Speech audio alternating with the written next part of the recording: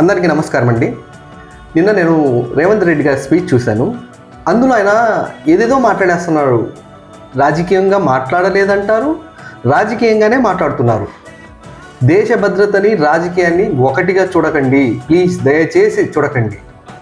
ఇక్కడ నేను ఎందుకు అంటున్నానంటే ఈ మాట, నిన్న తను ఒకసారి తనేం మాట్లాడుతున్నాడో ఒకసారి విందాం.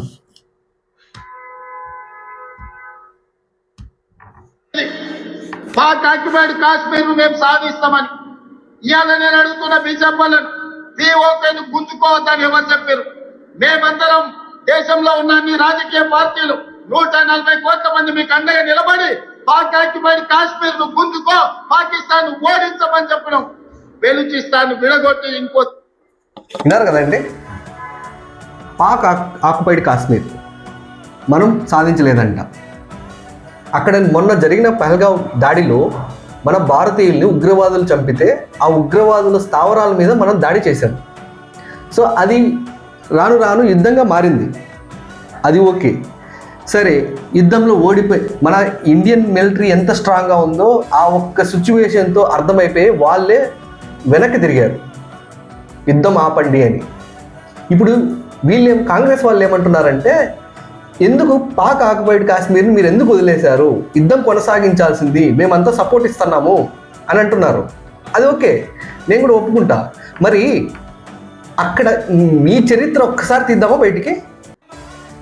1971లో ఇందిరాగాంధీ సమయంలో మరి అప్పుడు గెలిచాం కదా, 90,000 మంది పాక్ సైనికుల్ని భారత్ బంధించింది. 30 రోజులు వాళ్ళకి బిర్యానీ అన్నీ పెట్టి బాగా మేపింది. ఏం చేశారు? ఆ రోజు అడగలేదే, పాక్ ఆక్యుపైడ్ కాశ్మీర్ ఎందుకు సాధించలేకపోయారు ఆ రోజు? ఇంకొక స్టేట్మెంట్ చూడండి. ఇవాళ బీజేపీ వాళ్ళకు ఏం చూసి తిరంగా ర్యాలీ చేస్తున్నారే? ఎవరి కోసం తిరంగా ర్యాలీ చేస్తారు? యుద్ధంలో చచ్చిపోయిన సైనికుల గురించి ఒక్కసారి ఆలోచన చేసిండ్రా? పహల్గామ్ లో చచ్చిపోయిన భారతీయులైన అమాయకుల గురించి ఆలోచన చేసిండ్రా?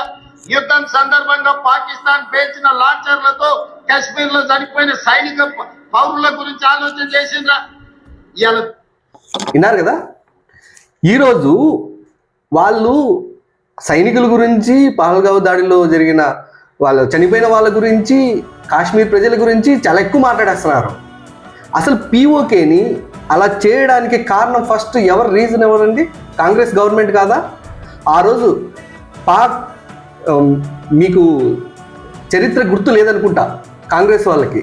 ఒక్కసారి 1947 నవంబర్ 25 ఏం జరిగిందో ఒకసారి మీరే గూగుల్ చేసుకోండి ప్రజలారా. ఆ రోజు పాక్లో నుంచి కొంతమంది చొరబడి ఇక్కడికి వచ్చి మీర్పూర్కి వచ్చి దాదాపు సిక్కులు, హిందువులు 18,000 మందిని చంపేశారు. అప్పట్లో ఉన్న ప్రధాని కనీసం అక్కడికి సైన్యాన్ని కూడా పంపించలేదు. మరి దీని గురించి మాట్లాడరా మీరు? ఇప్పుడు మీకు ప్రజలు, సైనికులు గుర్తొచ్చేసారు. ఆ రోజు లేదే? చరిత్ర మర్చిపోయింది అనుకుంటున్నారా మీరు? ఇలా అండి ప్రజలారా, ఇలాగే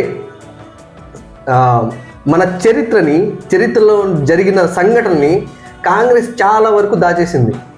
మీరు కావాలంటే ఒక్కసారి మీర్పూర్ ఇష్యూ 1947 చూడండి, మీకే తెలుస్తుంది ఎంతమంది హిందువులు, ఎంతమంది సిక్కులు చనిపోయారనేది. మరి అప్పుడు భారతీయులు కదా వాళ్ళు. మరి అప్పటి దాని గురించి ఎందుకు ప్రస్తావించారు మీరు? 70 ఏళ్ళు పాలించారు కదా. ఈ 70 ఏళ్లలో ఎన్ని దాచారు, ఎంత వక్రీకరణ జరిగింది చరిత్ర మీకు తెలుసా? సరే, ఇంకో మాట విందాం.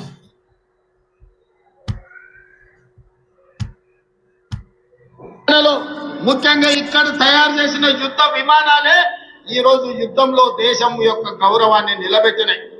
మోడీ గారు తెచ్చిన రాఫెల్ యుద్ధ విమానాలు మన పాకిస్తాన్ కూల్చింది. ఎన్ని కూల్చిందో మన పాకిస్తాన్ బాగినండి. హైదరాబాద్ కంటోన్మెంట్ అంటే ఈ దేశ భద్రతకు గుండెకాయ. ఈ రోజు ఇక్కడ ఉన్న సైనికులే ఈ యుద్ధంలో పాల్గొని ఈ తెలంగాణలో ముఖ్యంగా ఇక్కడ తయారు చేసిన యుద్ధ విమానాలే ఈ రోజు యుద్ధంలో దేశం యొక్క గౌరవాన్ని నిలబెట్టినాయి. మోడీ గారు తెచ్చిన రాఫెల్ యుద్ధ విమానాలు మన పాకిస్తాన్ ఎన్ని కూల్చిందో నాకైతే అండి ఎప్పటికీ మన పాకిస్తాన్ దాయాది దేశం అయితే నేను ఎప్పటికీ ఒప్పుకోను. ఎందుకంటే నేను ఎప్పుడు దానికి శత్రు దేశంగానే చూస్తా. మాట్లాడుతున్నది ఏంటంటే మనం కాశ్మీర్ని ఏం చేసుకోలేం, చైనా ఆక్యుపైడ్ స్థలాన్ని ఆక్యుపైడ్ ఉంది కదా భారత భూభాగము, దాన్ని కూడా మనం ఏమీ చేయలేము అన్నట్టుగా మాట్లాడుతున్నారు. అసలు ఈ రెండు దానికి కారకులు ఎవరండి? అప్పట్లో ఉన్న జవహర్లాల్ నెహ్రూ కాదా? ఏం చేసిండ్రు? వచ్చారు, వాళ్ళు ఆక్యుపైడ్ చేశారు, ఈ భూభాగం మాదన్నారు, సరే అని ఇచ్చేశారు. సరే అని అప్పట్లో ఉన్న సర్దార్ వల్లభాయ్ పటేల్ మనం యుద్ధం చేసి గెలుచుకుందామని చెప్పినా కూడా ఈయన ఏం చెప్పారు?